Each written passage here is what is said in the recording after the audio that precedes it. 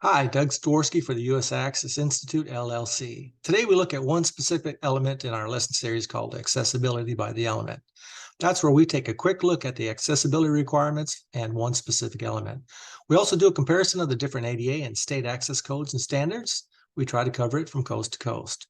Remember, our goal is eliminating the confusion and access compliance. So check us out at www.usaccessinstitute.com. Here we go. First, we start with the periodic table of accessible elements. It's not a real table in the access standard sense of things, but hey, we want to make access fun. Next, we look at section 502 from the 2010 ADA standards, and that section covers accessible parking space requirements. Then we'll drill down to section 502.4, which covers accessible aisles and their floor or ground surfaces. Section 502.4 on floor or ground surfaces states that parking spaces and access aisles serving them shall comply with Section 302. And Section 302 states that floor and ground surfaces shall be stable, firm, and slip resistance.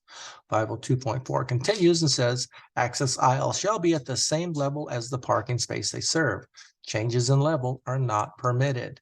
The exception states slopes not steeper than 1 in 48 shall be permitted.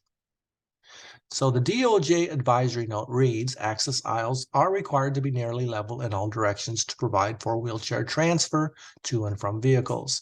The exception allows sufficient slope for drainage. Built-up curb ramps are not permitted to project into access aisles and parking spaces because they would create slopes greater than the 1 in 48. This figure shows how a built-up curb ramp is generally configured. This photo shows a built-up curb ramp encroaching into both the access aisle and the accessible parking space. Both are violations. This photo shows another built-up curb ramp in the access aisle violating the maximum slope of 1 in 48.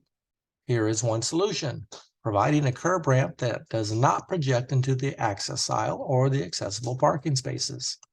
This requirement for a maximum slope of 1 in 48 is consistent across the accessibility standards. The Fair Housing Act Design Manual, the Florida Building Code, the 2010 ADA Standards, the Building Code of New York State, the Minnesota Accessibility Code, the ICCA 117.1, the California Building Code, and the Texas Accessibility Standards are all in agreement on this one. No built-up curb ramps are allowed in access aisles. Thanks for watching, and remember that here at the U.S. Access Institute, LLC, our goal is eliminating the confusion in access compliance. So check us out at www.usaccessinstitute.com.